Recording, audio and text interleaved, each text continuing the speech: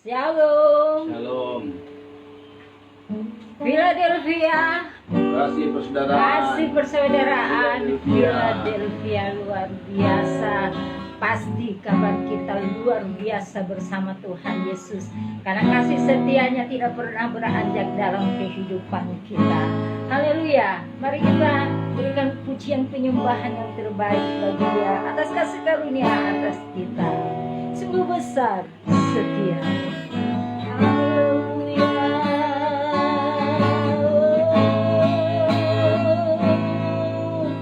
Sungguh besar setiamu, Kau nyatakan bagiku. Kau Bapa yang selalu mengerti isi hatiku. Kemuliaan-Mu Kau janjikan, aku tetap percaya, ku percaya janji-Mu ajaib terukir dalam kehidupanku. Ku berserah di dalam kekuatan-Mu, hanya Kau segalanya bagiku. Ku percaya janji-Mu ajaib terukir dalam kehidupanku. Ku berserah di dalam kekuatan-Mu. Ku percaya sungguh besar setiamu. Sungguh besar setiamu. Amin. Haleluya.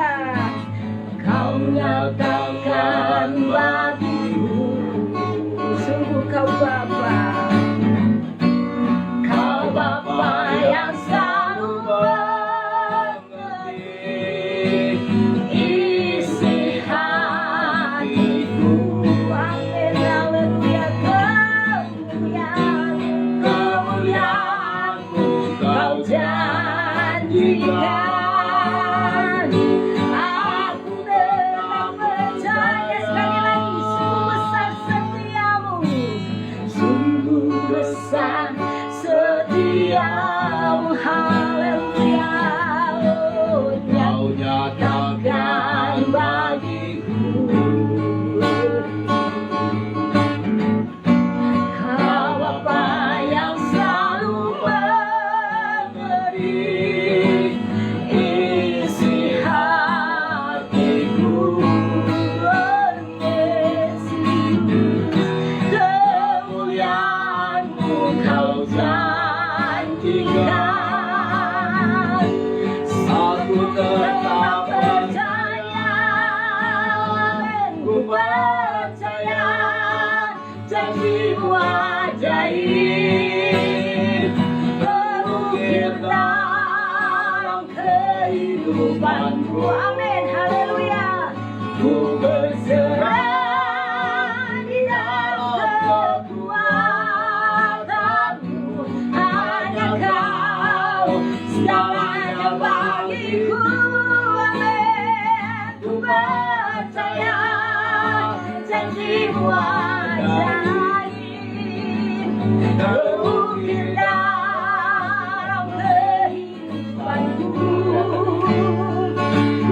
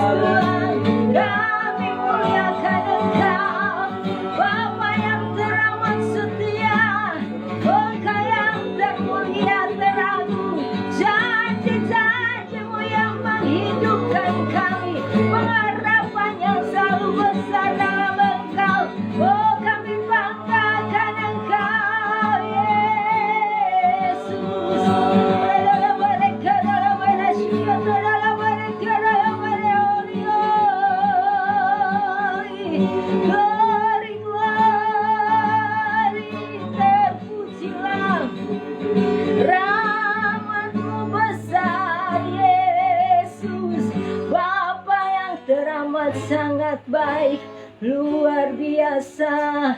Terima kasih Tuhan, kasih setiamu dan janji-janjimu itu ya Bapa, yang selalu membuat kehidupan kami kuat, kekuatan baru selalu nyata bagi kami. Terima kasih Tuhan, kalau sampai saat ini kami boleh ada dan beribadah kepadamu Tuhan, itu semua karena cintamu Tuhan. Oleh sebab itu beri kemampuan bagi kami, agar kami bisa memberi yang terbaik Tuhan di dalam ibadah ini, suatu korban persembahan yang harum di hadirat-Mu, sehingga kehadiran-Mu nyata, haleluya, atas kehidupan kami. Kau berotoritas dalam ibadah ini ya Imam besar kami yang agung, karena Engkau adalah pusat ibadah kami Tuhan Yesus Kristus, Juru Selamat kami yang telah mati, bangkit, dimuliakan, yang mencurahkan roh-Mu atas kami semua, haleluya. Oleh sebab itu dalam pengurapan atas kami semua hamba-hamba-Mu yang melayani pada saat ini ya Tuhan, baik yang menjadi WL, pemain musik yang menyatakan kebenaran firman-Mu, benar-benar Tuhan pada saat ini di dalam kendali-Mu ya Tuhan, segala kekuatan dari kuasa kegelapan atau paradigma kami manusia akan membatasi Engkau bekerja Tuhan. Kami mau tolak, kami hancurkan semua, hanya di dalam nama Tuhan Yesus Kristus, darah Yesus yang berkuasa. Terima kasih Tuhan, kami akan habiskan dan memulai ibadah. Tiada berkesudahan kasih setiamu, selalu baru rahmat-Mu bagiku, haleluya. Oh, sukacita surgawi terus memenuhi dan menggirangkan hati kita semua, haleluya. Tuhan Yesus baik, tiada berkesudahan kasih setiamu Tuhan, amin. Selalu baru rahmat-Mu bagiku, berganti hari, tetap mulia kasih-Mu, tak pernah berakhir di hidupku. Sama-sama kita katakan, Tuhan Yesus baik, haleluya. Sungguh amat baik, puji Tuhan, untuk selama-lamanya. Tuhan Yesus baik, Tuhan Yesus baik, Tuhan Yesus baik, haleluya. Sungguh amat baik, puji Tuhan, untuk selama-lamanya. Tuhan Yesus baik, tiada berkesudahan, tiada berkesudahan kasih setiamu Tuhan, selalu baru rahmat-Mu bagiku, amin, haleluya. Hari berganti hari, oh tetap mulia kasih-Mu, tak pernah berakhir di hidupku, oh Yesus.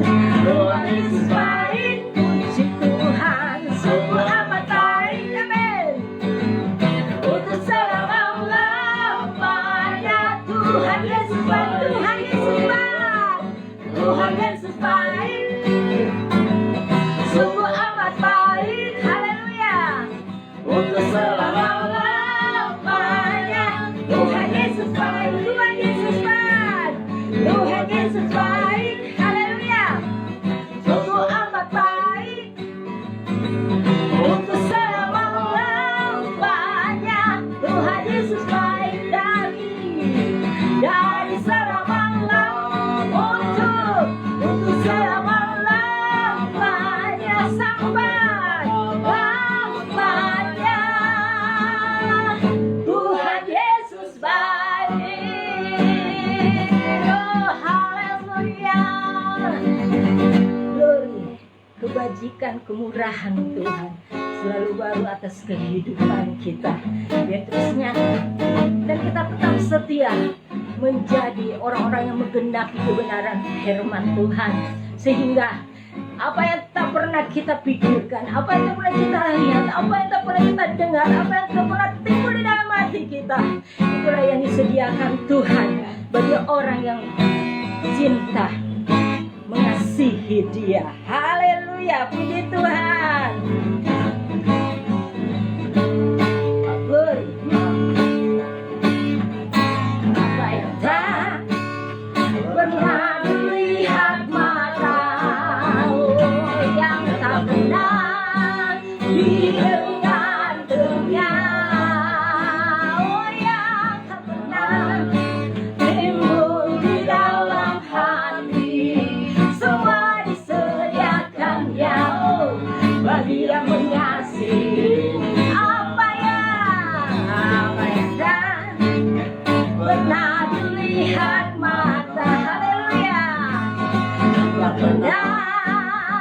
didengar teriak, oh yang tak pernah timbul di dalam hati, semua disediakannya bagi yang mengasihi Dia.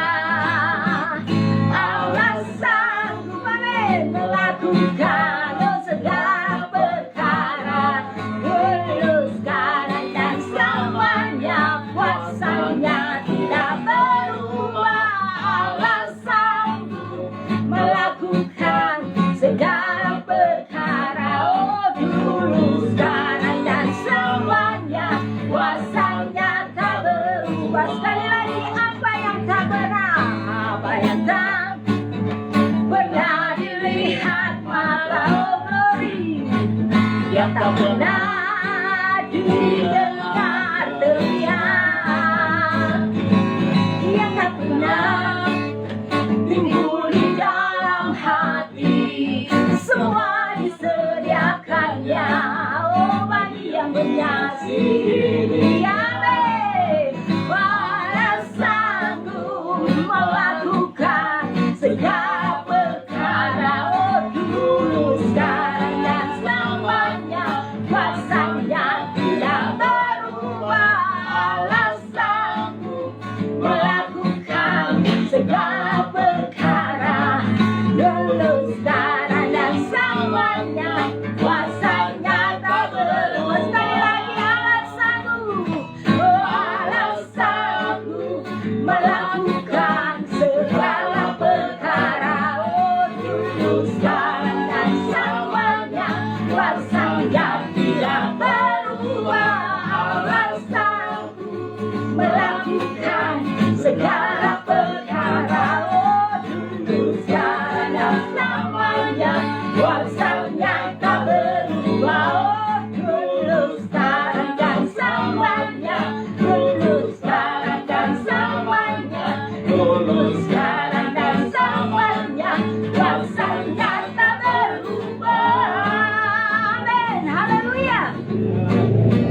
Kuasanya dulu, sekarang, sampai selama-lamanya tidak pernah berubah. Kuasanya dalam apa? Dalam segala hal. Apapun masalah kita, ada penyelesaian di dalam Tuhan Yesus Kristus. Itulah iman kita. Haleluya, puji nama Tuhan. Karena Dia adalah Tuhan dan Allah kita yang hidup dan yang berkuasa. Bahkan yang sudah mati Dia hidupkan. Apalagi hal-hal yang masih kelihatan hidup, yang mati pun hidup. Haleluya. Sebab Dia adalah firman kebenaran. Haleluya, Yesus. Glory. Yesus, Kau kebenaran. Yesus, Kau kebenaran yang menyelamatkanku. Oh amin, haleluya. Kau memberikanku hidup dan pengharapan.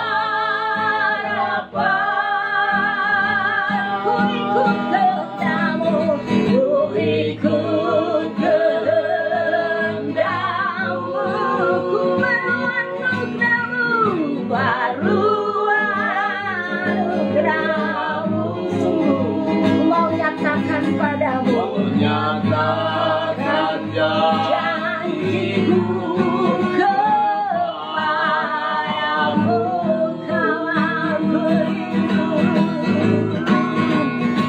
Kau aku hidup, kau hidup bagimu, hatiku tetap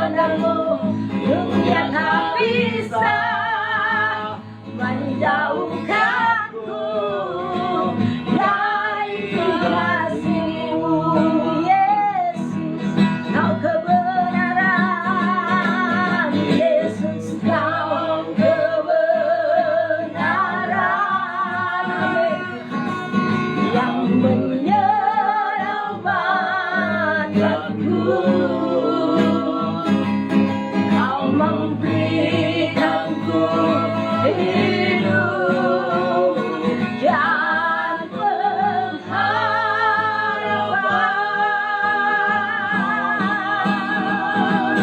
Ku ikut kehendakmu, ku berulang padamu, Tuhan, ku nyatakan janjiku kepadamu,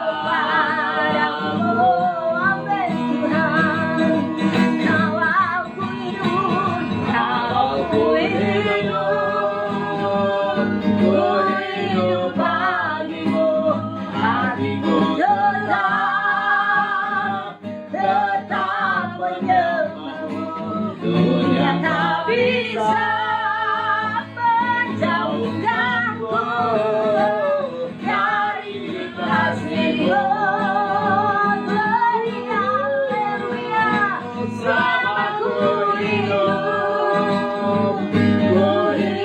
bagimu. Aku tetap memandangmu. Dunia tak bisa menjauhkanku dari kasih-Mu. Dunia tak bisa menjauhkanku.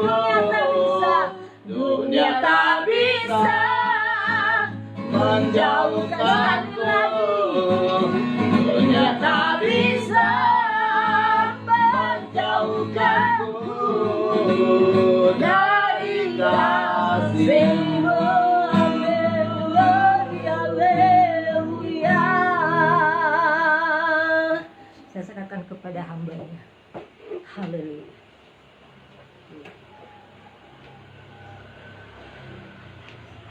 Puji Tuhan, mari kita berdoa, saudara-saudara. Bapa yang baik, syukur kami panjatkan kepadamu untuk anugerah besar yang Kau berikan kepada kami, Tuhan. Kami boleh ada sekarang ini. Terima kasih buat kesempatan yang Kau berikan lagi kepada kami. Kalau kami boleh menerima kebenaran firman-Mu, ya Bapa. Kami percaya firman-Mu akan menjadi kekuatan dalam kehidupan kami.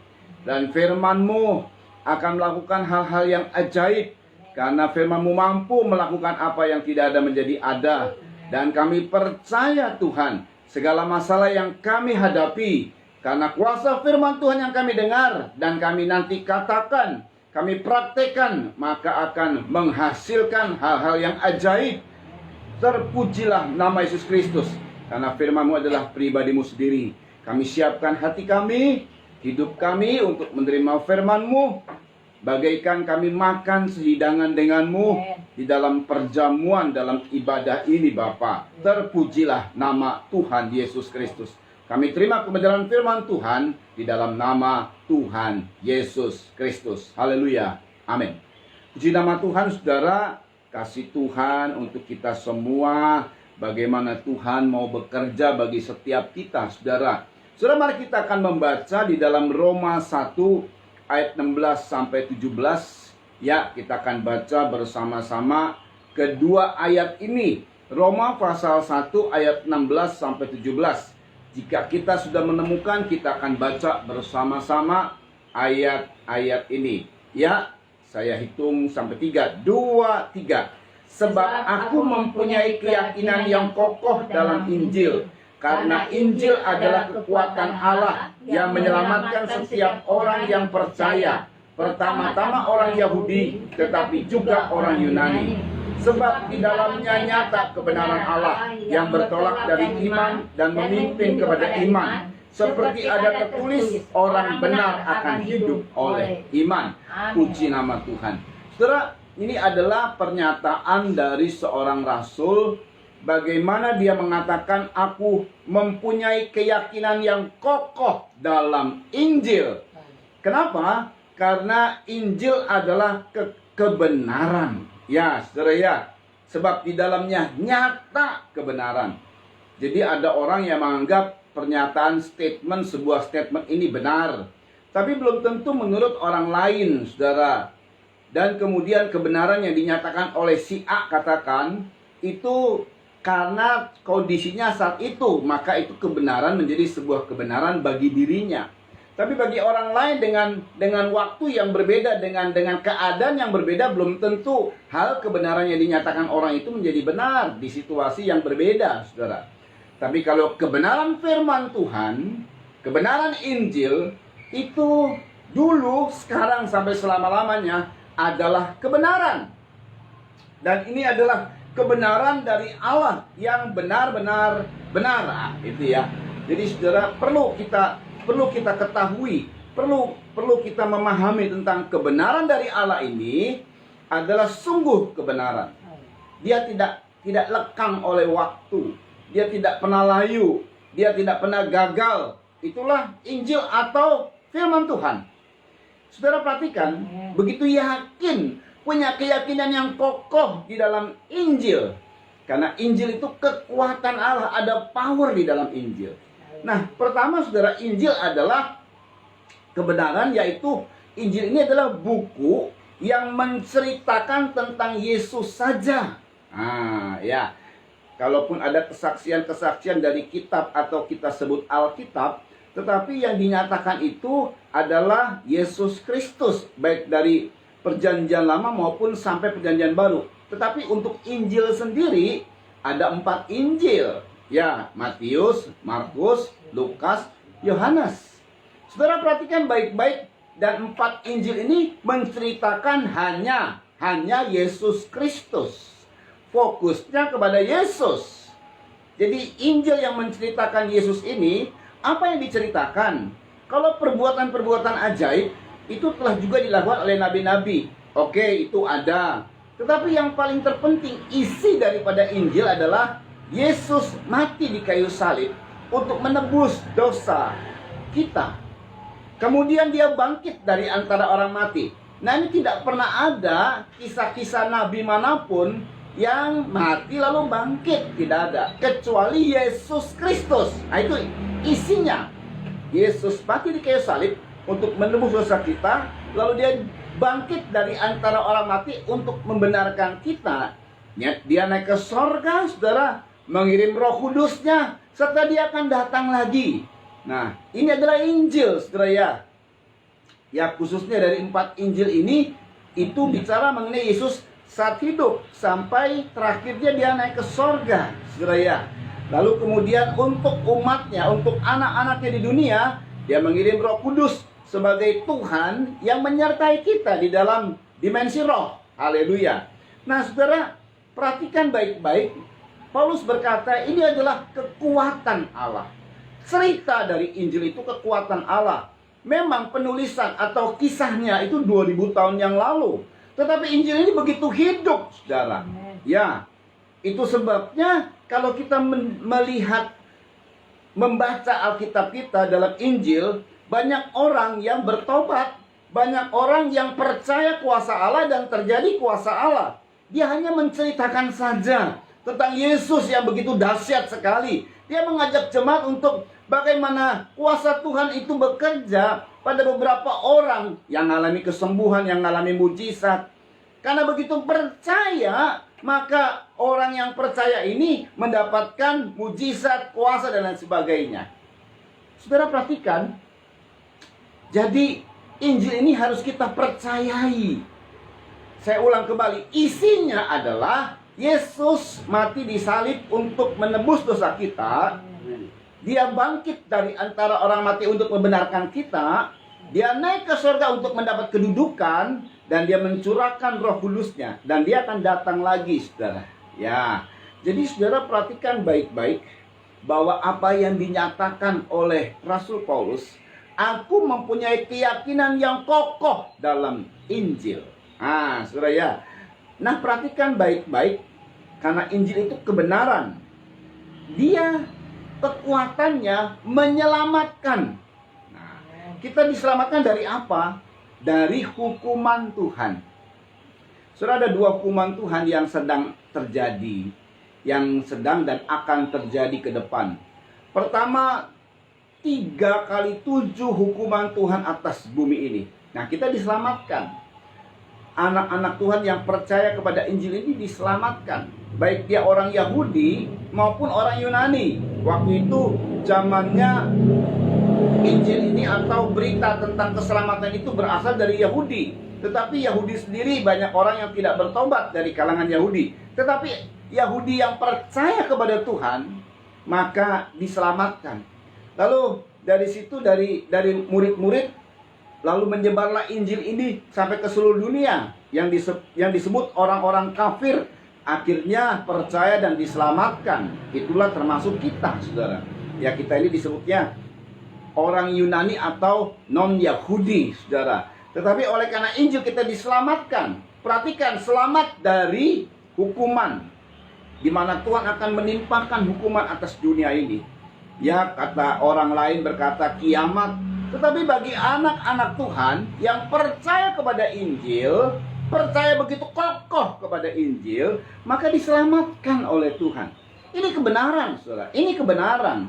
Kita akan selamat dari hukuman di mana Tuhan memurkai dunia ini.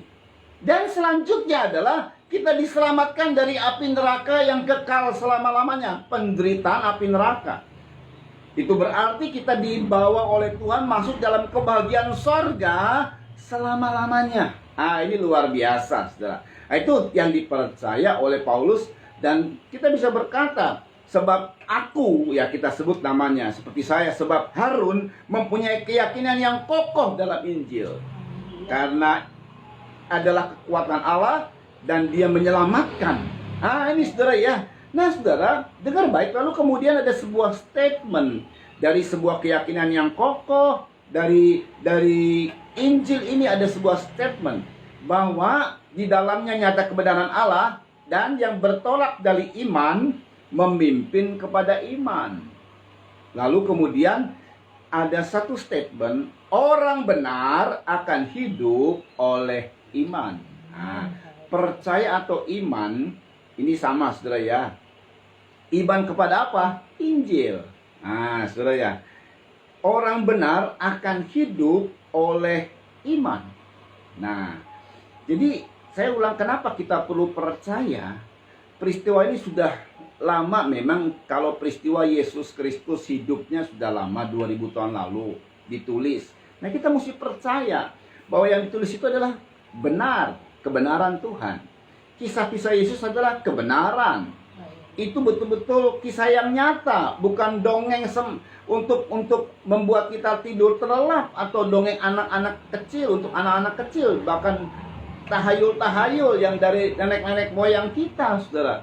Ya, ada kisah A, kisah B, dewa ini, dewa itu dongeng, itu tahayul. Tapi Yesus itu adalah kebenaran. Cerita Yesus adalah kebenaran. Ada legenda, cerita legenda, saudara. Itu belum tentu kebenarannya. Tapi kalau Yesus ini bukan legenda, ini kebenaran. Nah, ini kita harus percaya. Saudara, perhatikan baik-baik. Dan perhatikan bahwa orang yang percaya ini, orang yang beriman ini, hidupnya oleh karena iman. Orang benar. Orang benar itu hidupnya oleh karena iman. Siapa orang benar? Ya kita. Atau kita sebut saja orang Kristen, hidupnya harus oleh karena iman. Saudara, setiap hidup ini adalah langkah demi langkah. Dari hari demi hari, minggu demi minggu, bulan sampai tahun. Tetapi dari tahun itu dimulai dari langkah demi langkah. Jadi orang benar hidup oleh iman. Yang bertolak dari iman memimpin kepada iman, menuju kepada iman. Jadi setiap langkah hidupnya ada jejak-jejak iman. Itu adalah hidup orang benar. Itu adalah hidup orang Kristen. Tanpa iman, orang Kristen boleh dikatakan tidak bisa hidup. Itu statement, itu kebenaran, itu pandangan, saudara ya, yang harus kita punya, bahwa aku hidupnya oleh karena iman. Ya, dan iman itu, coba ayat 17 dibaca. Roma 1 ayat 17. Perhatikan baik-baik. Roma 1 ayat 17 ya. Sebab di dalamnya nyata Di dalam kebenaran Injil Allah. itu nyata kebenaran Allah yang bertolak dari iman yang bertolak mulai dari iman, kemudian dan memimpin kepada lalu iman. memimpin kepada iman. Setiap langkah itu langkah iman. Amin. Setiap langkah itu langkah iman. Nah, ini harusnya begitu, saudara. Saya ulang kembali, kita tidak loncat-loncat, saudara ya. Jadi jangan punya berpikiran ke depan untuk 2, 3 langkah, 5 langkah. Ini yang step paling sederhana, step paling kita kalau ingin maju, maka step by step. Amin. Tidak 4 langkah. Kita bukan kodok yang loncat-loncat. Jadi jangan punya pengharapan yang wah ke depan seperti apa dia meloncat ke sekian. Nggak perlu gitu. Step by step. Jalani saja hidup ini. Jalani saja hari-hari kita. Amin. Ya, perhatikan, dia mulai dari iman, memimpinnya iman sampai kepada yang sempurna, iman yang sempurna. Nanti kita lihat ini, saudara ya. Ya, terus Seperti ada tertulis sebuah pandangan memang. Ini pandangan dari Injil, pandangan dari kebenaran firman yang dimana kita harus mengikuti pandangan ini. Apa itu? Orang benar akan hidup oleh iman. Iya, hidupnya oleh Haleluya. iman. Saudara perhatikan, kadang-kadang ada orang berkata, aduh aku nggak bisa hidup karena aku di PHK. Loh, ini bukan orang benar, ini bukan pandangan orang benar. PHK boleh terjadi. Aku nggak bisa hidup karena aku kehilangan dia. Ini bukan pandangan orang benar. Kalau kita adalah orang benar, maka hidupnya oleh iman. Amin. Puji nama Tuhan, saudara ya. Nah, saudara, kalau kita lihat di dalam Alkitab, saudara ya, di dalam Alkitab ini diungkapkan mengenai tokoh-tokoh iman. Kita harus memahami beberapa hal, karena minggu lalu kalau nggak salah kita telah melihat bagaimana Tuhan bekerja. Ya, Paulus dia hanya mau mengenal Tuhan. Ya, 2 minggu lalu kalau tanda-tanda ini menyertai orang yang percaya, tanda-tanda ajaib ini. Kalau kita punya percaya atau punya iman kepada Tuhan, nah nanti tergantung tokoh, sekokoh apa. Kalau Paulus berkata, aku punya keyakinan yang kokoh bahwa Injil itu kekuatan Allah, firman itu kekuatan Allah. Apa yang dikatakan Tuhan? Injil itu adalah berita, saudara, yang dikatakan Tuhan, lalu kemudian dipakailah alat-alat Tuhan, hamba-hambanya menyampaikan berita firman, berita Injil, menyampaikan Yesus Kristus. Ini berita, saudara ya. Ini adalah yang kita dengar. Saudara perhatikan baik-baik bahwa sekarang ini pun saya menyampaikan Injil, saya menyampaikan berita firman, ini saya menyampaikan firman Tuhan. Dan saudara tahukah bahwa kebenaran firman Tuhan itu akan menjadi kekuatan. Amin. Nah, tergantung dari keyakinan kita. Haleluya. Sekuat apa keyakinan kita, sedemikianlah akan hal-hal yang ajaib akan terjadi.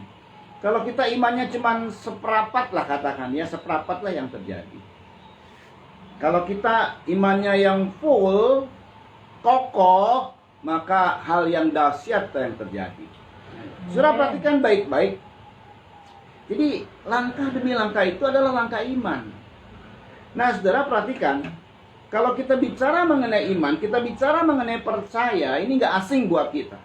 Setiap hamba-hamba Tuhan dari dulu sampai sekarang, maka akan berkata begini, ayo percayalah kepada Tuhan. Percaya Tuhan menolong. Percaya Tuhan menyembuhkan. Percaya ada mujizat. Nah, terus berulang kali dikatakan itu. Itu tidak keliru. Itu adalah kebenaran. Tergantung kitanya yang menerima saat disampaikan berita itu, saudara. Tergantung seberapa kokohnya kita. Nah, kalau kita bicara percaya, saudara, maka udah pasti ini kaitannya dengan hal-hal yang ajaib. Tanda-tanda ajaib ini menyertai orang-orang percaya dalam Markus pasal 16. Iya, memang untuk kita mengalami keajaiban kita harus percaya. Amin. Percaya inilah yang dimana kita bisa merasakan keajaiban Tuhan. Tanda-tanda orang percaya, tanda-tanda ajaib ini menyertai orang percaya. Jadi artinya langkah setiap orang benar yang langkahnya dari iman kepada iman, itu selalu ditandai dengan ajaib. Saudara. Gini, saudara, Kadang-kadang kita bekerja secara umum, ada hal-hal yang secara umum kita dapatkan. Misalnya kalau orang bekerja dapat upah gitu ya. Kalau orang berdagang dapat dapat untung. Ya, itu hal-hal yang biasa, orang dunia juga begitu. Bedanya orang benar, orang Kristen dengan orang dunia, tak kala orang dunia menghadapi kesulitan yang melampaui akal pikirannya, bahkan semakin lama terpuruk dan terperosok, ya anak Tuhan juga sama mengalami kayak begitu. Orang benar juga sama mengalami kayak begitu. Tetapi orang benar ini ada pertolongan ajaib dari Tuhan. Kenapa? Karena dia percaya. Nah ini nih yang dahsyatnya di sini nih. Itu kelebihan dari orang benar dengan orang dunia. Orang benar itu percaya. Dan ada tanda keajaiban. Saudara, di dalam Ibrani pasal 11 kita baca ya. Cukup memang lumayan ada ayat panjang. Tetapi saya akan dari ayat 1 itu mengenai definisi atau tentang hal apa sih iman itu. Nah, Ibrani 11, kita bacanya saja ayat 32 dimulai. Saudara ya, tolong dibaca ayat 32 sampai 40. Ibrani 11 ayat 32 sampai 40. Setelah tokoh-tokoh iman diceritakan dari ayat 2 dan seterusnya. Ada nanti dari situ adalah termasuk dari mulai awal, saudara ya. Tapi kita akan melihat ada termasuk Abraham khususnya, bapak orang percaya, lalu kemudian tokoh-tokoh iman. Nah, ayat 32. Dan apakah lagi yang harus aku sebut? Apalagi yang harus aku sebut? Terus. Sebab aku akan kekurangan waktu. Iya. Apabila aku hendak menceritakan tentang Gideon. Iya, saudara ya, kalau bicara mengenai hebat dan ajaibnya Tuhan terhadap umatnya, terhadap alat-alat Tuhan, terhadap orang-orang yang percaya khususnya, waduh begitu banyak. Nah, sampai bisa kekurangan waktu kalau cuma cerita saja. Nah, itu sebabnya sekarang mau dibicarakan mengenai inti dari semua. Ada kesamaan dari semuanya. Yuk. Barak, Simpson, Ada Gideon, ada Barak, ada Simpson, ada Yefta, ada Daud, ada Samuel, ada para nabi. Waduh, aku nggak punya waktu kalau bicara begitu dan cerita semua. Tetapi intinya sekarang kita akan lihat. Terus. Yang karena iman telah menaklukkan Karena iman telah menaklukkan kerajaan-kerajaan. Itu iman, kuasa iman. Menaklukkan kerajaan-kerajaan. Oleh karena iman, mereka orang-orang biasa.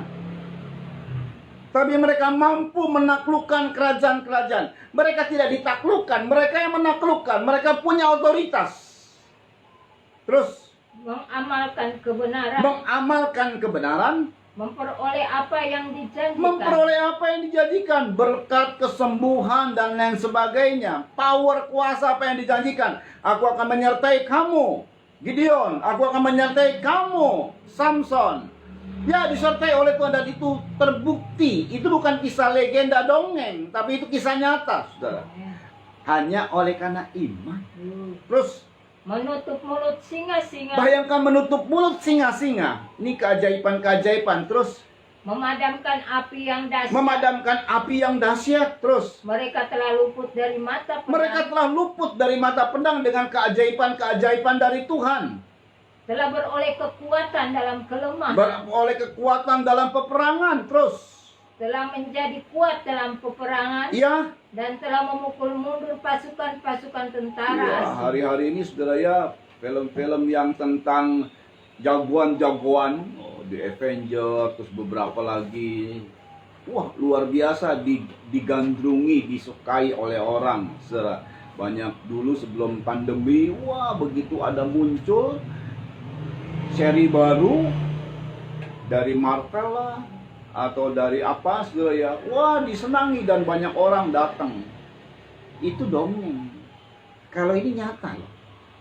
Gideon, Barak, Samson, mereka melakukan perbuatan ajaib melampaui kekuatan manusia. Gideon dengan 300 orang melawan puluhan ribu. Hebat, dahsyat. Ini nyata loh, nyata. Bagaimana pasukan Daud, bagaimana Samuel seorang imam, tapi ada hal yang ajaib terjadi di dalam pelayanannya. banyak hal yang dahsyat terjadi. Dan itu nyata benar.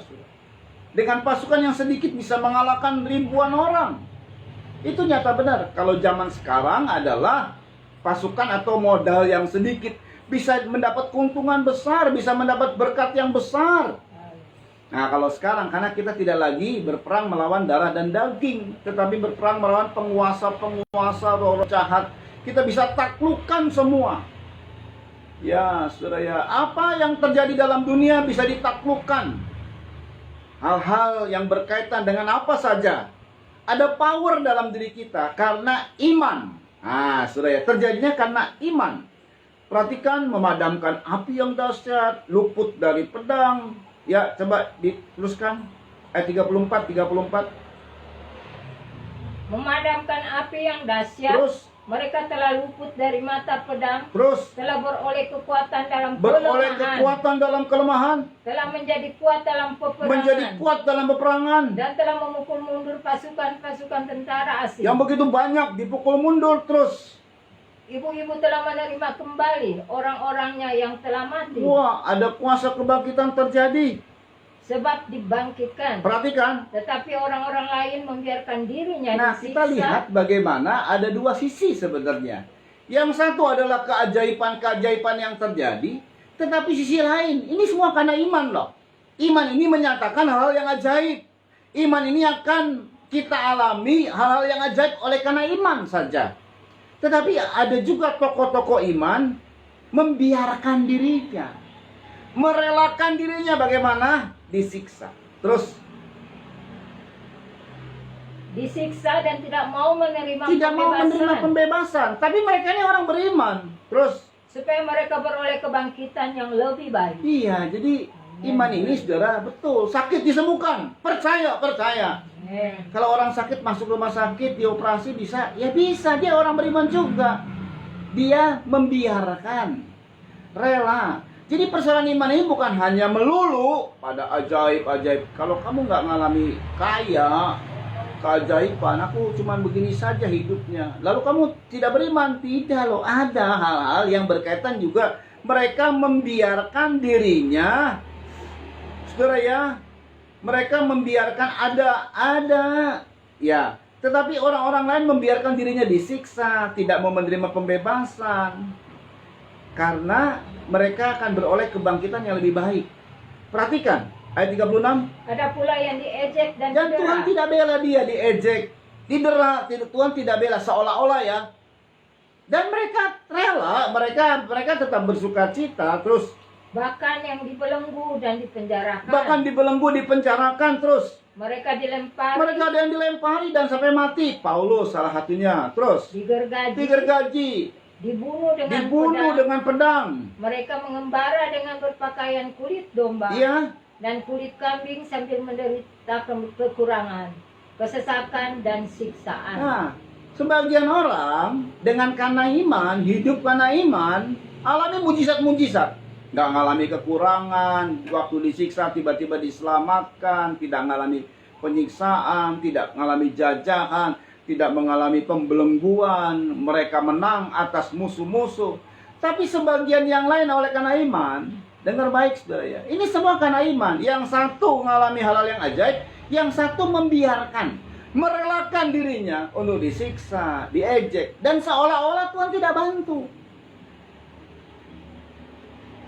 Dalam perjalanan hidup mereka ini, mengalami siksaan, ejekan. Kenapa? Nah ini sekarang kita harus tahu intinya. Kalau bicara semuanya, kata Paulus, aduh sangat kurang waktu. Tapi sekarang kita lihat intinya. Iman itu mengerjakan ajaib, tapi orang yang beriman itu, orang yang percaya itu, juga merelakan dirinya untuk mengalami siksaan. Ini orang yang benar. Jadi orang yang benar ini kalau menderita, ya rela. Nah, itu orang benar.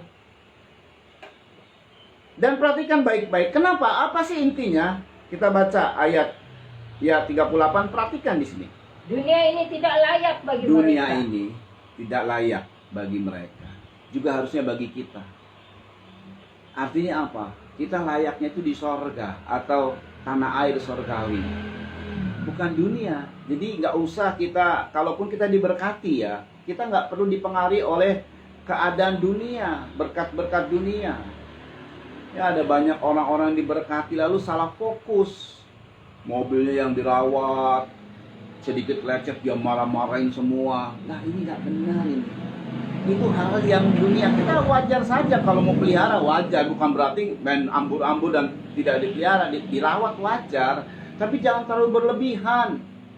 Lebih baik nyawa daripada barang-barang yang kemudian kita rawat dan kemudian kita mengeluarkan kata-kata yang jahat kepada orang-orang yang katakanlah nyerempet mobil kita, katakanlah ada hilang barang dan lain sebagainya. Nah, ini loh yang harus kita pahami. Manusia itu lebih berharga daripada barang-barang yang kelihatan mewah dan kita memang kerja keras untuk mendapatkan itu. Kalau memang sudah terjadi, karena bukan unsur sengaja, tidak sengaja, nggak terlalu sampai berlebih-lebihan dan menghina, tidak menghargai manusia siapapun dia, pembantu rumah tangga kita kah, pegawai kita kah, itu manusia loh. Kita tetap harus hargai. Nah, ini dia yang dimaksud, saudara. Jadi kalau persoalan duniawi ini nggak layak buat kita. Itu kalau orang benar. Kita ini cuma menumpang di dunia. Jangan kemudian kita perlu bersuka cita. Di dunia ini kita harus bersuka cita oleh karena berkat-berkat yang Tuhan beri kepada kita. Tapi jangan terlalu berlebih-lebihan untuk menikmati semuanya. Tidak. Kita nikmati ala kadarnya saja. Dunia tidak layak bagi mereka. Harusnya bagi kita juga orang yang beriman. Terus. Dunia ini tidak layak bagi mereka. Ya. Mereka mengembara di padang gurun, Ya. dan di pegunungan, Ya. dalam gua-gua dan celah-celah gunung. Terus. Dan mereka semua tidak memperoleh apa yang dijanjikan Mereka itu. sepertinya seolah-olah tidak memperoleh apa yang dijanjikan. Terus. Sekalipun iman mereka telah memberikan kepada mereka suatu kesaksian yang Sekalipun baik. iman mereka telah memberikan kepada mereka suatu kesaksian yang baik, mereka tidak memperoleh apa yang dijanjikan di dalam dunia. Tadi saya bilang hal-hal perkara persoalan-persoalan dunia yang didapat. Ada sebagian orang seperti itu. Ada yang dapat janji Tuhan. Ada sebagian orang seperti itu. Contoh Abraham saja yang dijanjikan menjadi miliknya, sampai matinya pun tanah Kanaan bukan jadi miliknya. Bahkan Israel waktu kembali ke Kanaan itu menjadi orang asing. Nah, ini mengandung makna semua. Bahwa dunia yang kita tinggal ini tidak layak.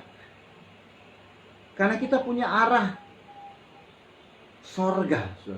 Amin. Ini luar biasa loh. Ini yang harusnya ada pada kita. Ini pandangan ini harus ada pada kita. Amin. Makanya lagu-lagu zaman dahulu, kalaupun aku miskin, aku mau ke sorga. Itu menjadi sesuatu hal yang benar, saudara.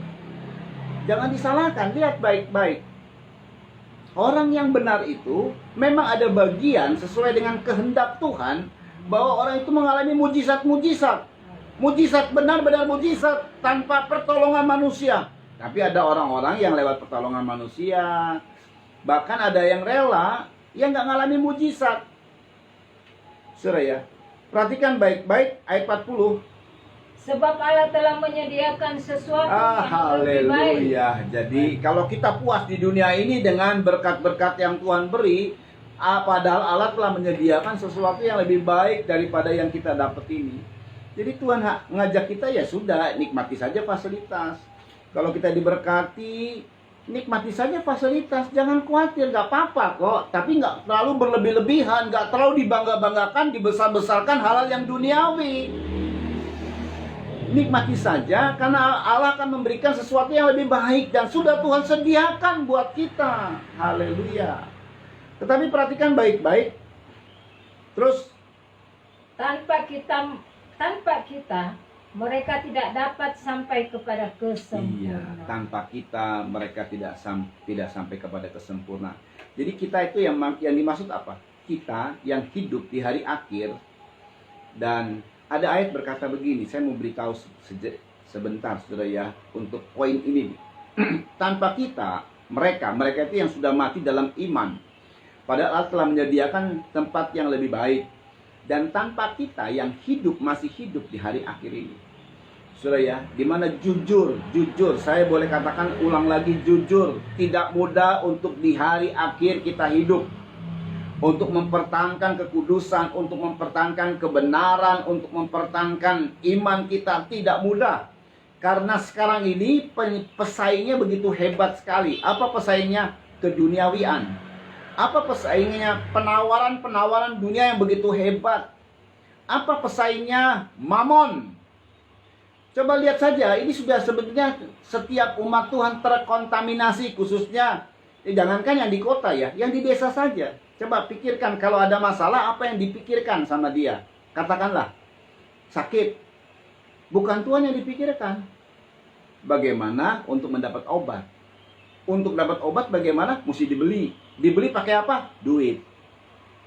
Jadi setiap ada masalah, boleh dikatakan gini, dunia menyatakan begini, uang menyelesaikan segalanya. Dan itu akhirnya terkontaminasi pada orang-orang benar. Jangankan di kota ya, di daerah saja begitu, saudara. Di daerah loh. Pikirannya yang pertama adalah harus punya duit, harus punya duit. Kita bicara mengenai hal-hal yang rohani. Ayo kita bikin KKR, katakan. Ayo kita bikin ibadah. Apa yang kita butuhkan? Pasti akan ada rencana bagaimana budgetnya. Nah, selalu itu, saudara. Itu nggak keliru, tetapi itu yang menjadi prioritas, yang menjadi keliru itu. Bukan Tuhan yang kita utamakan. Segala-galanya selalu diukur dengan duit. Nah, ini udah terkontaminasi, saudara. Saudara perhatikan baik-baik.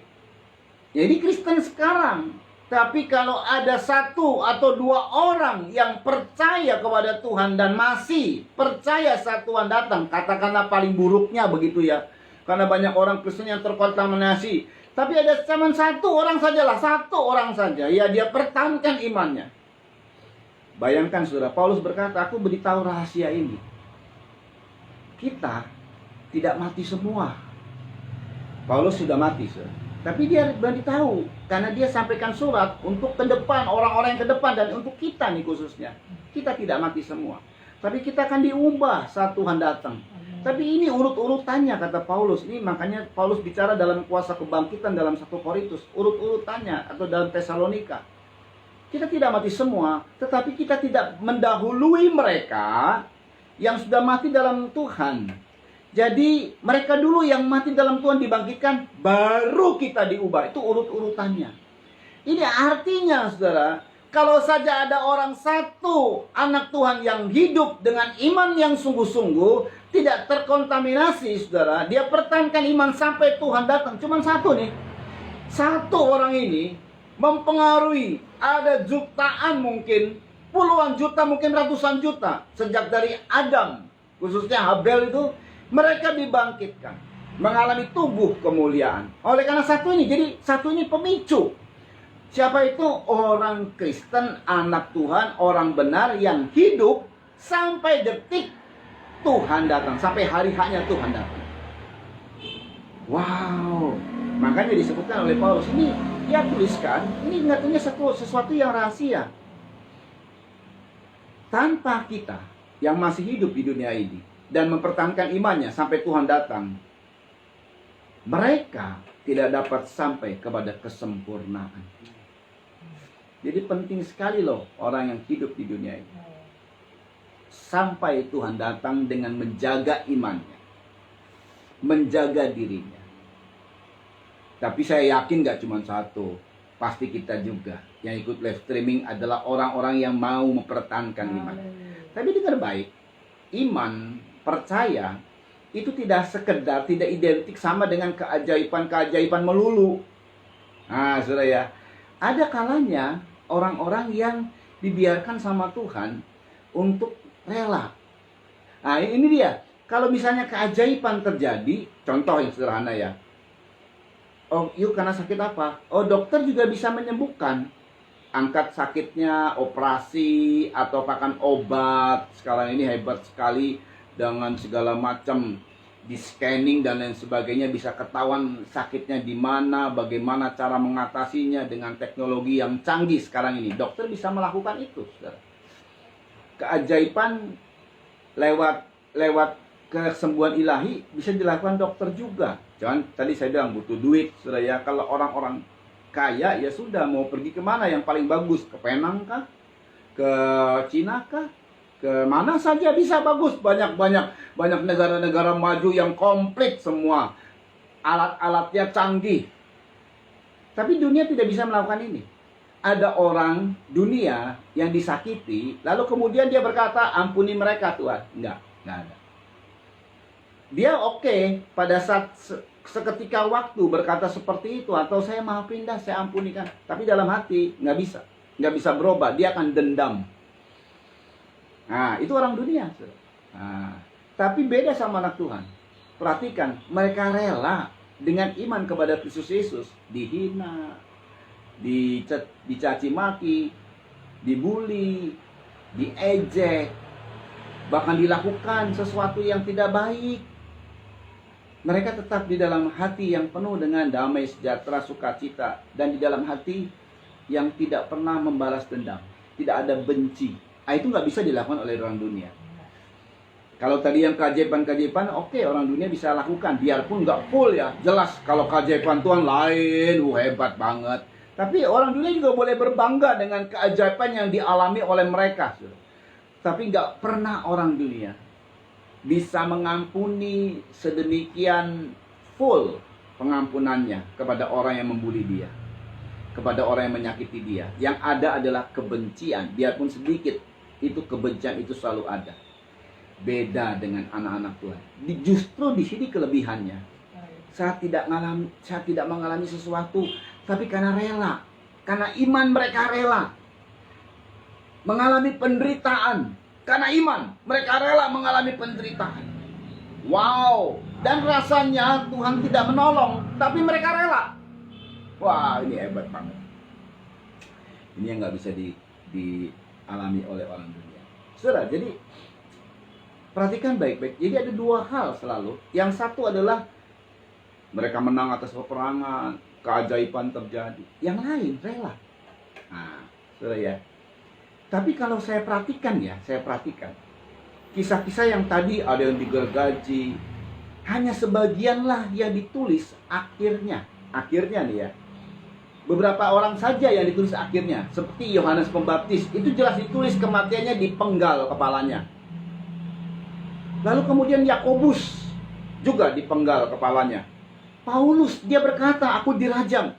Tapi untuk detailnya tidak tertulis, saudara. Dirajam oleh siapa, batu sebesar apa. Beberapa yang tadi ada detail tuh, seperti Yohanes Pembaptis dipenggal kepalanya. Lalu Stefanus ada sedikit detail, dirajamlah sampai mati. Waktu dirajam dia mati dan dia melihat ke atas, lalu Yesus berdiri menghormati dia, menghormati Stefanus. Beberapa mungkin ada kisah lain. Contoh. Ada 12 murid. Satu kita lewatkan, Yudas Iskariot. Saudara, hampir semua murid itu mati dalam penderitaan. Mati syahid lah. Martirnya Tuhan. Tapi nggak ada tulisan secara detail. Petrus contohnya, itu disebut kamu memiliki kematian kayak begini. Begitu ya, nanti dalam Alkitab kita juga baca itu. Tapi nggak ada detailnya. Yang tertulis untuk kisah Petrus saja, keajaibannya yang banyak terjadi. Detailnya, dia mati martir, saudara. Kecuali Yohanes yang tidak martir, mati karena usia tua. Thomas dan lain sebagainya, ada banyak orang-orang yang mati, tapi tidak ditulis detailnya loh. Tidak ditulis detailnya. Kenapa? Itu nggak terlalu penting.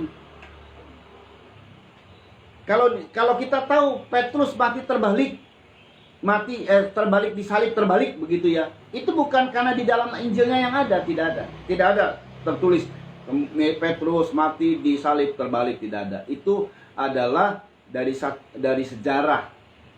Ya itu benar, saudara, itu benar. Tapi nggak tertulis di dalam Alkitab. Yang banyak tertulisnya antara hal-hal yang katakanlah tidak menyenangkan lah kira-kira ya. Tapi mereka rela.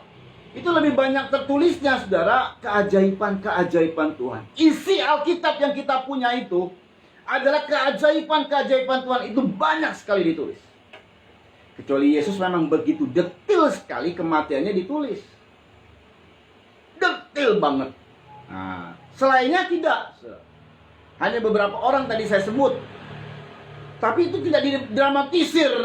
Waduh, bagaimana Stefanus dilempari dengan batu, lalu kemudian menyedihkan hati kita dan lain sebagainya. Tidak. Nggak penting, itu nggak terlalu penting. Yang penting Stefanus mati dalam iman. Nah, itu yang penting.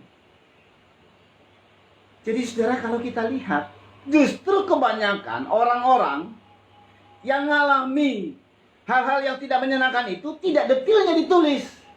Kalau mau detail yang ditulis, kalau kita lihat banyaknya keajaiban. Jadi isi daripada orang yang benar itu isinya langkah-langkahnya ajaib. Kalau memang Tuhan izinkan dia harus mati syahid, kalau memang Tuhan izinkan dia harus mati, selesai sudah tugasnya, ya sudah. Nggak jadi terpengaruh dan sedih begitu, nggak perlu. Karena kita punya harapan yang besar. Disediakan oleh Tuhan hal yang lebih baik. Dan dunia ini tidak layak buat kita. Kita tuh adalah orang-orang yang tanah airnya surgawi. Kalau kita masih hidup di dunia, kita memberi buah saja bagi Tuhan. Jadi nggak terlalu membesar-besarkan semua fasilitas dunia yang kita dapatkan. Nggak perlu. Itu bukan orang benar kalau begitu. Kita nggak boleh terkontaminasi iman kita ini loh. Kalau kita harus mengalami memang yang menderita, ya kita alami menderita. Tapi semua saya juga lihat bahwa tokoh-tokoh iman, mereka mengalami perbuatan ajaib. Itu karena pasti menderita dulu. Ada persoalan dulu. Nggak akan ada keajaiban tanpa persoalan terjadi. Ada persoalan untuk menunjukkan keajaiban Tuhan. Nah, itu dia hebat sekali. Jadi nggak usah takut dengan persoalan. Nggak usah takut dengan masalah-masalah hidup. Kita memang sebagai orang berhikmat tentu menghindar dari masalah-masalah yang bisa kita buat oleh karena ambisi, oleh karena kita percaya aja sama orang yang kita tidak kenal, lalu terjatuhlah dalam problem dan masalah. Karena ya biasanya begitu saudara ya, orang-orang itu mengiming-iming, kita percaya saja, ya akhirnya kita kena masalah karena uang kita dibawa kabur misalnya. Saudara, tapi semuanya Tuhan mau tolong kita. Asal percaya. Nah, saudara ya, makanya ya, kalau kita lihat bahwa iman kita ini, percaya kita ini, sudah Tuhan kasih modal. Bertolak dari iman kepada orang benar itu hidup dari iman, yang bertolak dari iman menuju kepada iman. Ya, langkah-langkahnya iman semua. Nah, sekarang kita lihat, saudara. Nah, kita punya iman ini di mana? Iman yang pertama kita dapatkan adalah iman di mana kita percaya Tuhan ada bersama dengan kita. Apakah saudara percaya Tuhan bersamamu? Semua kita berkata, amin, aku percaya. Iya, saudara. Apakah engkau percaya Tuhan selalu bersamamu, selalu besertamu di saat engkau susah atau senang? Ya, saya percaya. Di segala sesuatu saya percaya. Pada saat saudara ibadah saja, biarpun di rumah-rumah, kalau ditanya begini, saudara percaya Tuhan ada bersama-sama kita di rumah-rumahmu? Saya percaya. Wah, itu tuh percaya yang dimiliki oleh kita. Bahkan itu kata Tuhan, itu jauh lebih baik daripada percayanya Thomas. Kita baca yuk. Yohanes 21. Ini menarik sekali. Ini modal. Sorry, Yohanes 20 yang dimaksud. 20 ayat 29. Yohanes 20 ayat 29, cepet ya. Kata Yesus kepadanya, karena engkau telah melihat aku, maka engkau percaya. Terus, berbahagialah mereka yang tidak melihat, namun percaya. Itu buat kita. Nggak pernah kita melihat Tuhan secara fisik, ya. Thomas dia pegang tubuh Tuhan yang bangkit itu karena ada lubang di tangannya, dia pegang. Lalu dia berkata, sebelum aku mencucukkan jariku ke bekas paku dan tanganku ke bekas tombak, aku nggak percaya. Tuhan datang, ayo Thomas, cucukkan jarimu. Tadinya kamu mintakan mana tandanya, mana buktinya. Sebelum aku bisa membuktikan bahwa ada lubang, aku nggak percaya. Wah, begitu Tuhan hadir dan Thomas cucukan jarinya ke bekas paku, wah, dia langsung bertobat. Dia bilang, Tuhan, aku percaya. Tuhan bilang, Thomas, kamu melihat baru percaya. Berbahagialah orang yang tidak melihat namun percaya. Jadi kita ini melebihi daripada iman. Ya bisa saja iman murid-murid loh. Bayangin loh. Kita ini orang-orang istimewa dari Tuhan. Kita nggak pernah melihat Tuhan secara fisik ya. Kalaupun ada orang, aku melihat Tuhan, itu secara roh, saudara ya. Makanya banyak orang, aku melihat Tuhan, aku mendengar suara Tuhan, tapi tetap aja kurang percaya tentang apa yang didapat. Saudara ya. Saya apalagi nggak pernah melihat baik itu mimpi, baik itu apa gitu, nggak pernah. Tapi saya percaya. Berbahagia. Nah ini modal. Saudara percaya Tuhan hadir di tengah-tengah saudara, pasti percaya. Itu modal, saudara. Ya. Tapi percaya ini harus ada di segala segi, saudara. Roh kita ini udah percaya Tuhan ada bersama dengan kita. Tuhan hadir selalu bersama dengan kita. Saat kita berdoa, saat kita bergumul, Tuhan hadir. Kita menangis, aku menangis di hadirat Tuhan. Aku merasa dekapan Tuhan, Tuhan hadir. Tapi begitu selesai dari tangisan kita oleh karena kita doa sama Tuhan, saudara ya, curhat sama Tuhan, begitu menghadapi hidup hari-hari, bimbang lagi. Ya, saudara ya. Tadinya udah curhat segala macam, amin. Apalagi dalam ibadah, begitu firman Tuhan yang meyakinkan, amin.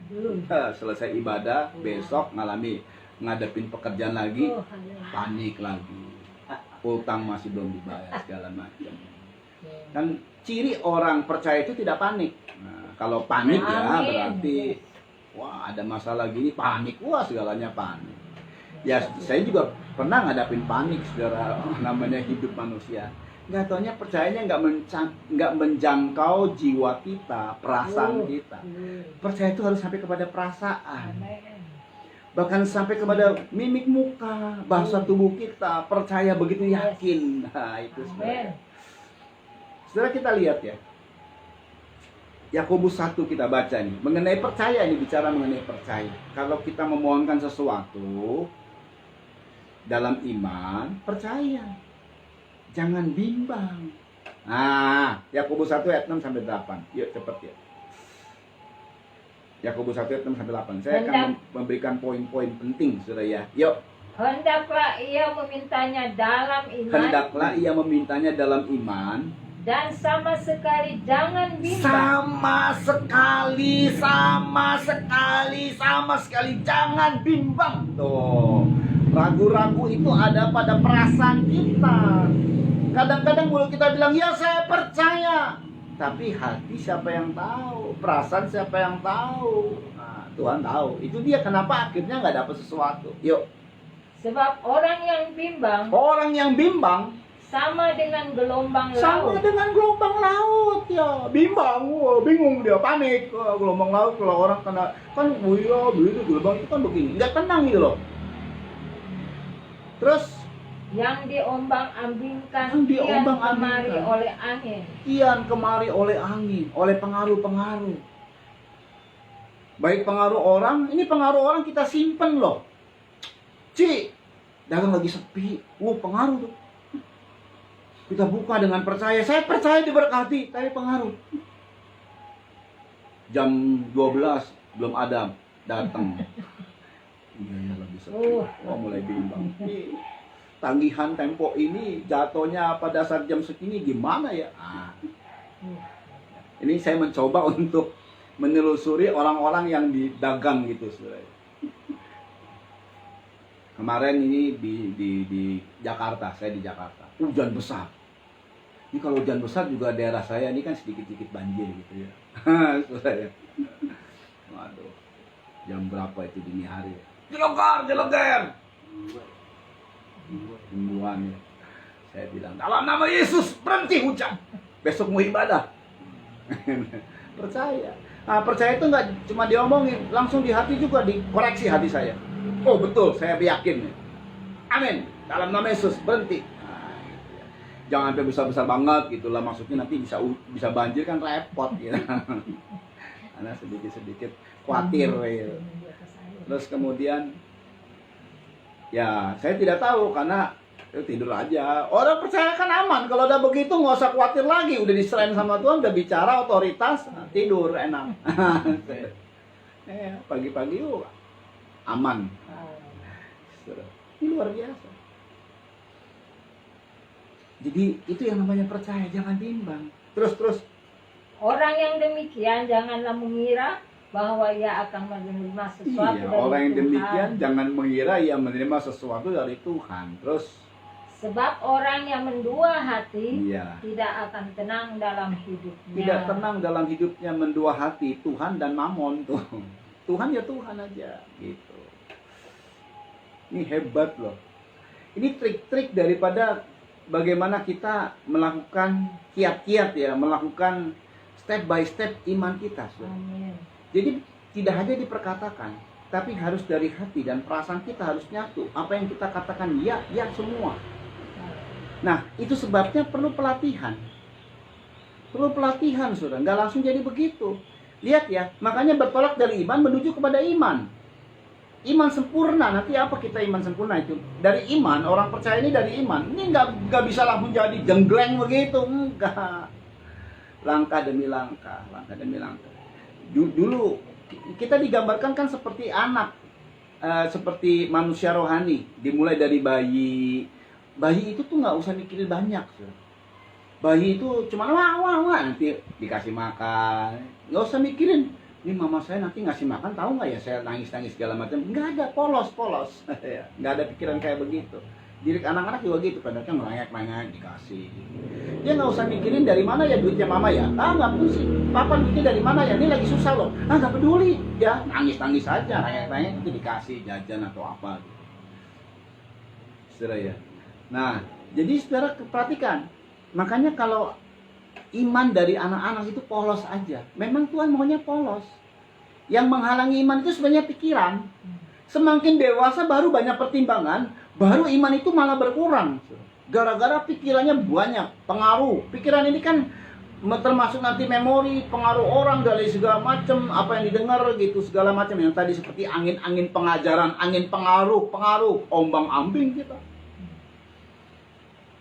Nggak lagi seperti anak kecil yang polos dan tulus percaya bapaknya bisa nolong. Bapak kita bapak di sorga, segala-galanya punya. Dia mah nggak peduli, padahal nangis. Lalu kemudian nggak dipikirin soalnya ya bapaknya kasih karena Tuhan ngasih kepada kita. Tapi begitu kita udah mulai dewasa, mulai berpikir, banyak pertimbangan ini, pertimbangan itu.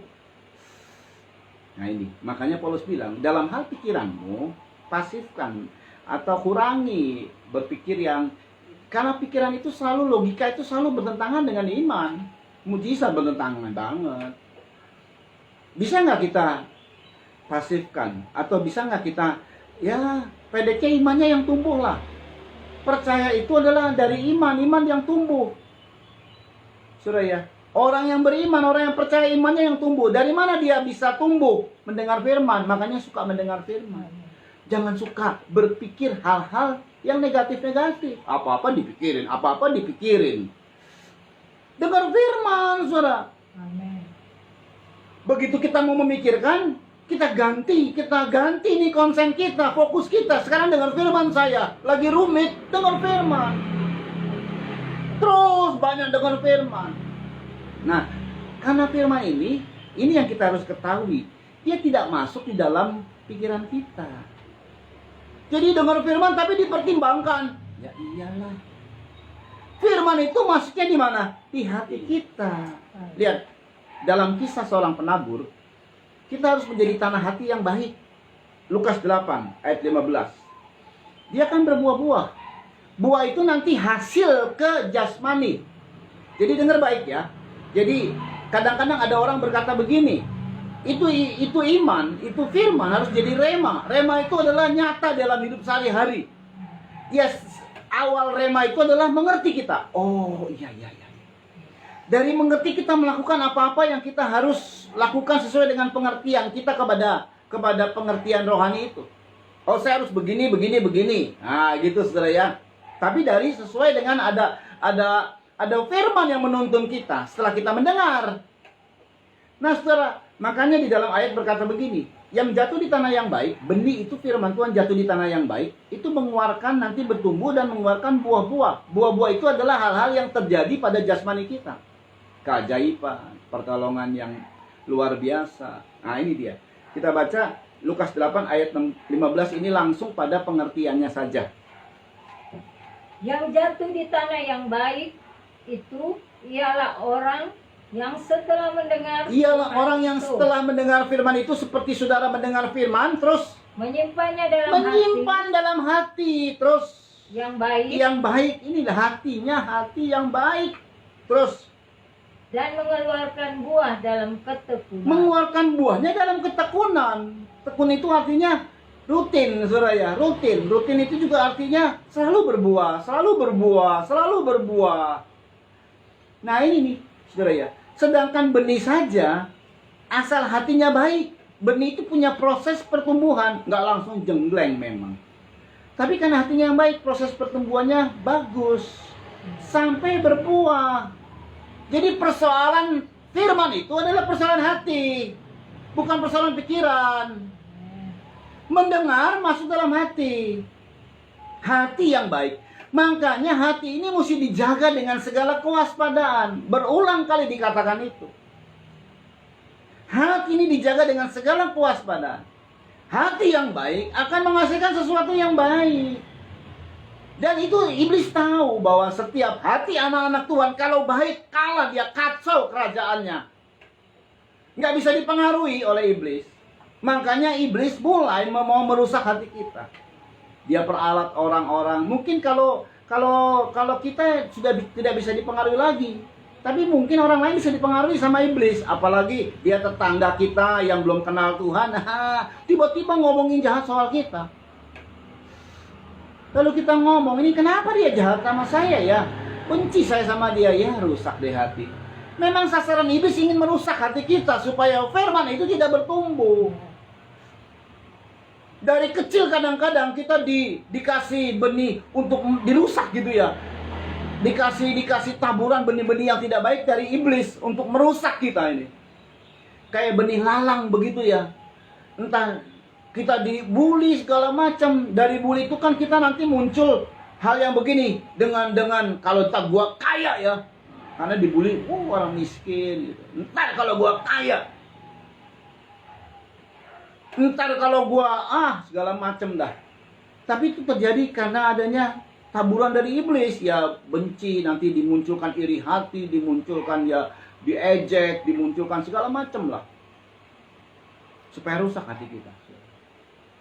Tapi kalau kita tahu firman Tuhan hari ini, jangan kita mau dirusak. Jangan bikin iblis ketawa gara-gara hati kita yang dirusak. Benci saya sama dia. Atau saya simpan kesalahannya. Buang semua. Nggak guna itu sampah, itu sampah. Kita hatinya baik. Kalau hati baik, itu firman akan bertumbuh dan berbuah. Jadi saudara, pada saat kita ada masalah ya, ini firman itu tersimpan di hati. Tersimpan di hati. Ada ayat lain kita baca, ini juga sama di dalam penabur ini, saudara ya. Satu inilah yang dimaksud. Kita baca ya. Perlu kita ketahui. Ayat Matius 13 ayat 8. Matius 13 ayat 8, lalu kemudian nanti pengertiannya. Yuk. Baca dulu yuk. Matius 13 ayat 8. Dan sebagian jatuh di tanah yang baik lalu berbuah.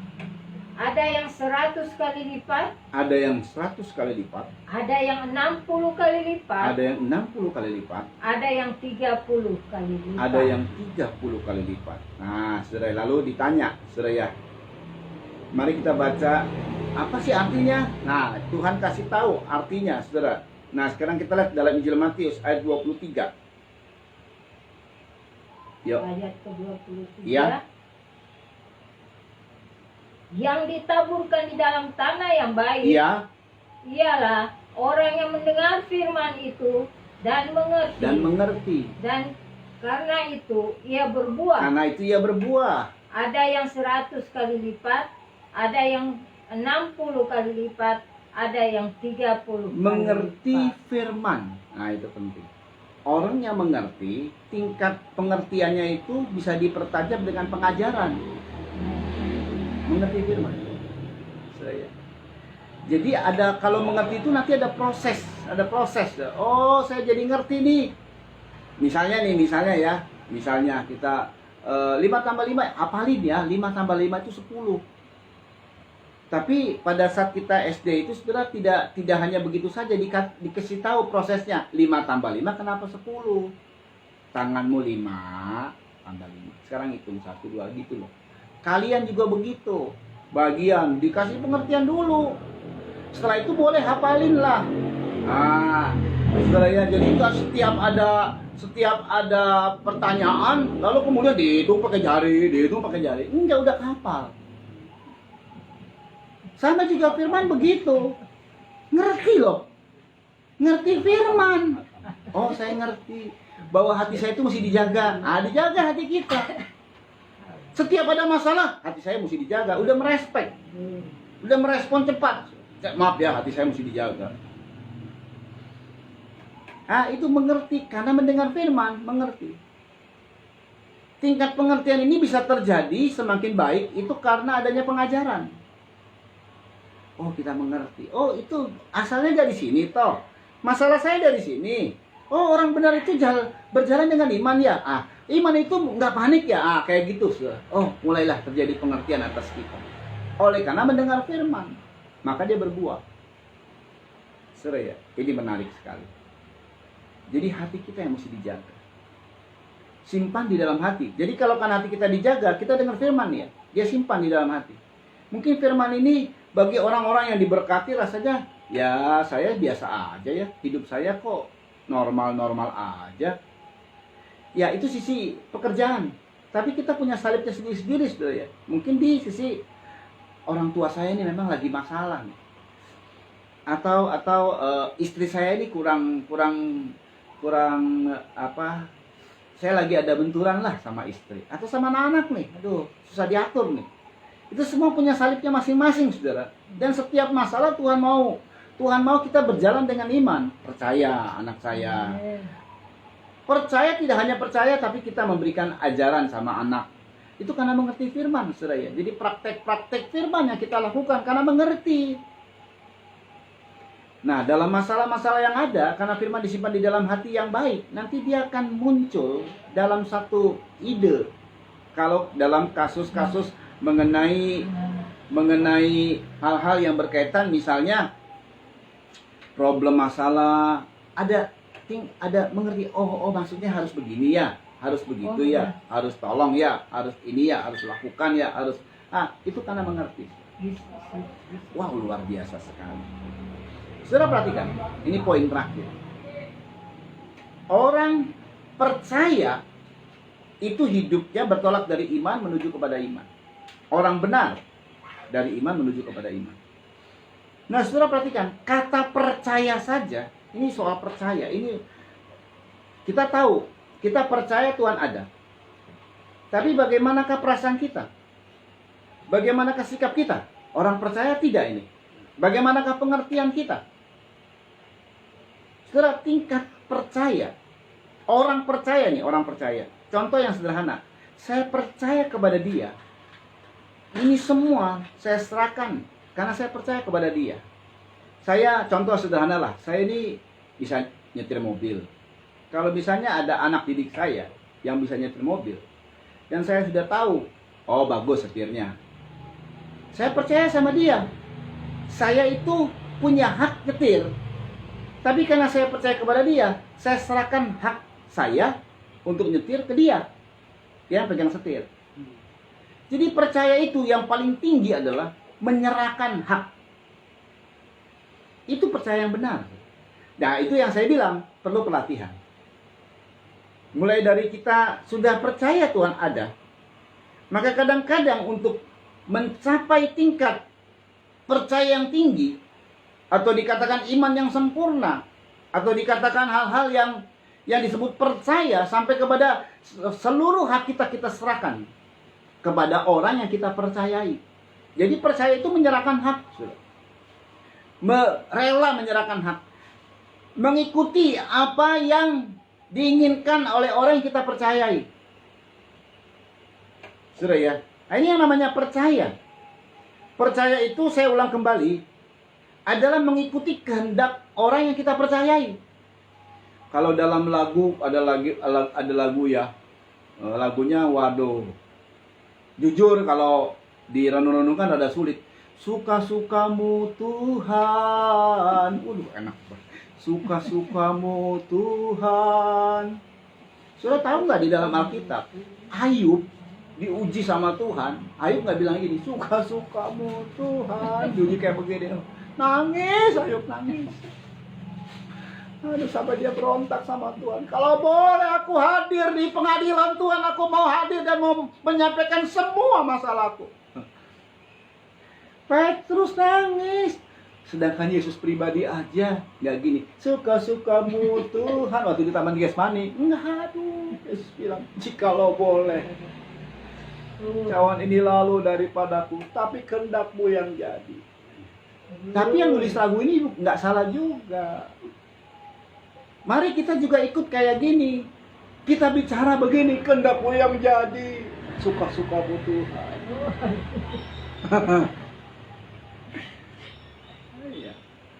Loh, itu bagus sebenarnya itu lagu. Suka-sukamu Tuhan bukan dalam rasa berat gitu ya.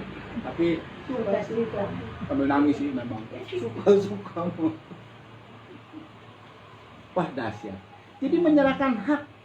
Dan apa yang bisa membuat orang berani menyerahkan haknya, seluruh kehidupannya buat orang itu? Cuman mempelai. Kalau kita jadi pengantin, seorang istri menyerahkan haknya kepada suaminya. Dia tunduk takluk kepada suaminya. Karena dia, waktu dia jadi pengantin gitu, dia serahkan kepada suaminya. Hanya bisa dilakukan oleh cinta. Kalau orang yang cinta, itu menyerahkan dirinya. Semua haknya juga terserah. Yang dicintai itulah yang nanti menuntun. Makanya dalam ayat ini tuh saya selalu renungkan, apa maksudnya ya? Mempelai wanita itu, pengantin Tuhan itu, berdandan untuk suaminya. Itu menyerahkan hak loh. Setiap orang, perempuan itu pengen dipandang oleh orang. Loh, serius. Ini karena kalau perempuan sudah ya, rata-rata kalau yang bicara kecantikan pasti perempuan. Nggak ada dong. Laki-laki, ada yang mau cantik laki-laki. Ya, nggak ada. Perempuan, udah pasti kalau bicara cantik tuh perempuan. Cantik itu untuk siapa? Sebelum dia menikah, cantiknya ya buat orang supaya nanti tertarik orang sama dia. Ini wajar-wajar saja, saudara ya. Tapi begitu dia sudah menikah, cantiknya itu untuk suaminya, hanya untuk suaminya, bukan untuk yang lain. Ini menyerahkan hak loh. Ini hak yang namanya hak pribadi banget. Karena yang namanya wanita identik dengan kecantikan, dandan dan lain sebagainya. Wahyu 21 ayat 2. Wahyu 21 ayat 2. Yuk dibaca. Ini poin terakhir. Perhatikan. Wahyu 21 ayat 2. Ini oke. Wahyu 21 ayat 2. Ayat 2. Dan aku melihat kota yang kudus, Yerusalem yang baru turun dari sorga, dari Allah yang berhiaskan bagai pengantin perempuan yang berdandan untuk suaminya. Pengantin perempuan yang berdandan itu kelihatan di luar nih, maksudnya pakaiannya bagus, dandannya bagus, segala macam. Bukan untuk orang lain, tapi untuk suaminya, untuk Tuhan. Dan dia lakukan itu, dia serahkan haknya itu karena dia cinta sama Tuhan, sama mempelai prianya dia cinta. Sama, saudara bisa melakukan, hakmu diserahkan sama yang kamu percayai kalau cinta. Jadi cinta itu menyerahkan hak, saudara. Itu yang namanya percaya. Dibawa kemana saja sama Tuhan, ngikut. Apa yang dilakukan sama Tuhan, ngikut, percaya. Ya, satu ayat terakhir deh. Ini karena ini ungkapannya pada Petrus, pemimpin dari semua rasul.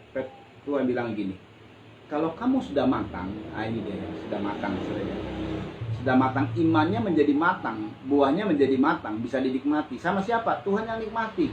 istilah di sini orang lain. Orang lain itu adalah pribadi Tuhan atau pimpinan Roh Kudus, tuntunan Roh Kudus.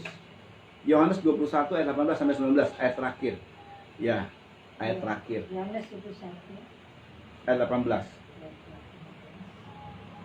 Aku berkata kepadamu, sesungguhnya ketika engkau masih muda, engkau mengikat pinggangmu Ya, kalau kita sendiri. masih muda kita punya hak ikat pinggang, namanya orang muda ya, punya hak. Itu wajar. Yuk, Dan engkau berjalan kemana saja kemana kau kehendaki. saja kau pergi. Kalau ini orang-orang yang masih muda, ini masih rohani muda. Ya, kalau di dalam pertumbuhan itu kan dia lagi berbunga gitu ya. Udah ada pertumbuhannya, tingkat pertumbuhannya kelihatan banget nih, orang ini bertumbuh banget ya, ada bunga segala macam, dewasa, rajin sekali ibadah, doanya nambah segala macam. Mulai ada kelihatan lah ada pertumbuhan gitu. Tapi tidak selesai pada pertumbuhan, berbuah yang selesai. Berbuah pun harus matang. Yuk terus dibaca. Tetapi jika engkau sudah menjadi tua, Lebih tepatnya setelah engkau menjadi matang rohani, ya. engkau akan mengulurkan tanganmu dan orang lain akan mengikat engkau. Orang lain itu adalah pribadi Kristus.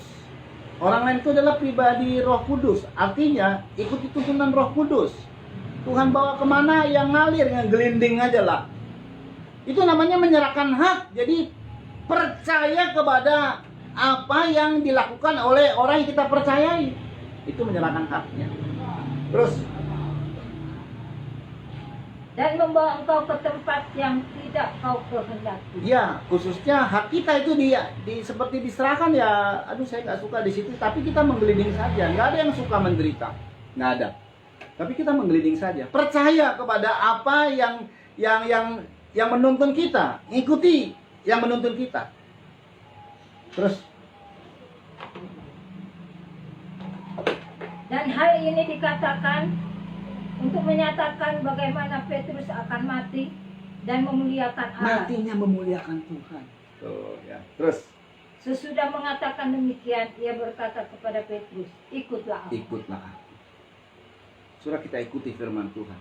Tapi firman Tuhan kadang-kadang membawa kita kepada peristiwa-peristiwa yang tidak menyenangkan. Saat kita ikuti maunya Tuhan, tiba-tiba Tuhan membawa kepada peristiwa-peristiwa yang tidak menyenangkan. Kita ikuti saja. Berat memang, tapi kita ikuti. Karena kita percaya ujungnya pasti yang baik. Nggak usah khawatir. Ikuti saja. Jalani aja. Mungkin dengan cucuran air mata, nggak apa-apa. Jalani aja. Ujungnya pasti yang baik. Karena Tuhan merancangkan hal yang hidup yang penuh harapan. Ujungnya pasti yang baik. Mujizat pasti terjadi. Kalaupun memang kita harus mengalami penderitaan sampai mati, tapi di tengah-tengah itu selalu ada mujizat. Petrus matinya di kayu salib sebagai martir, terbalik. Tapi hidupnya yang diciptakan itu mujizat. Bukan matinya, nggak ada kita menciptakan matinya. Sudah ya, Yesaya, Yeremia, nggak ada orang menciptakan kematiannya. Sengsaranya ada sedikit disinggung, tapi ditolong sama ini, Elia, dan banyak lagi yang lain. Ada penderitaan-penderitaan yang Tuhan tulis, tapi begitu banyak keajaiban-keajaiban yang dialami.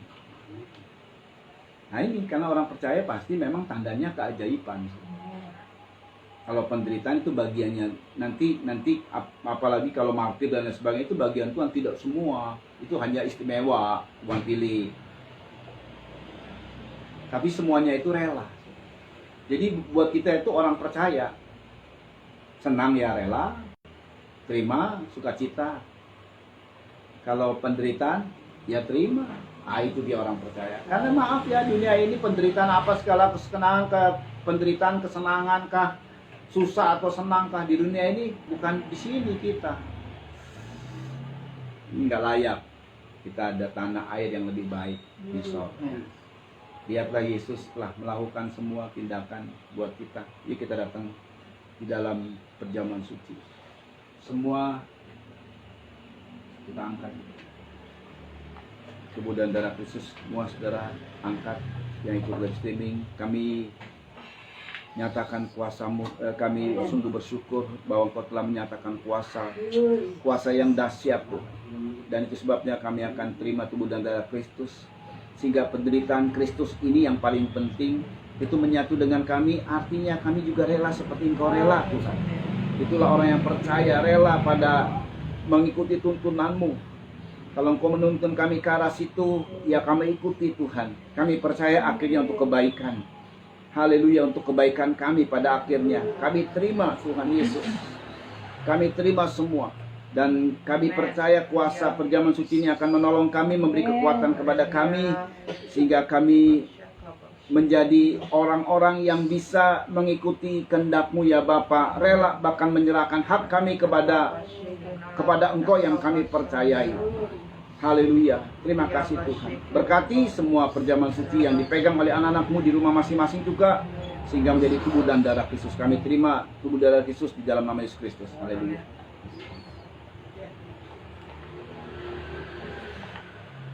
Yang ini silakan.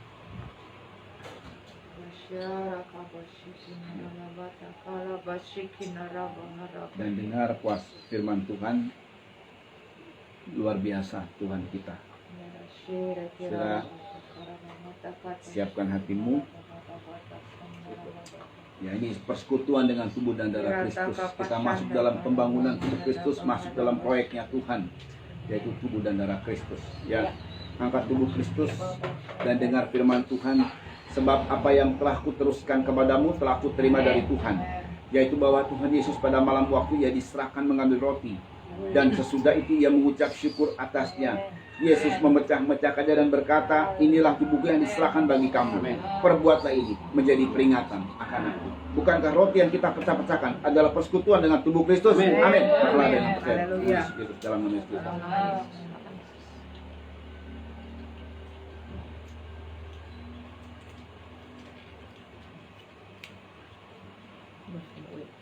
Kita angkat cawan minuman dan dengar firman Tuhan. Demikian juga Yesus mengambil cawan sesudah makan lalu berkata, cawan ini adalah perjanjian baru yang dimeteraikan oleh darahku. Perbuatlah ini setiap kali kamu meminumnya menjadi peringatan akan aku. Sebab setiap kali kamu makan roti ini dan minum cawan ini, kamu memberitakan kematian Tuhan. Amin. Haleluya. Bukankah cawan pengucapan syukur yang atasnya kita ucapkan syukur adalah persekutuan dengan darah Kristus? Amin. Minumlah dengan percaya darah Kristus. Dalam nama Yesus.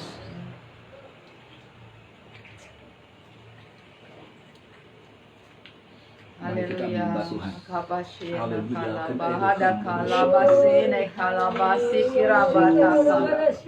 Haleluya. Mari kita serahkan hak kita kepada Dia yang kita percaya, itu Yesus Kristus. Dan kita ikuti apa yang Dia inginkan dalam hidup kita. Peristiwa-peristiwa yang ada seizin Tuhan semua. Amin.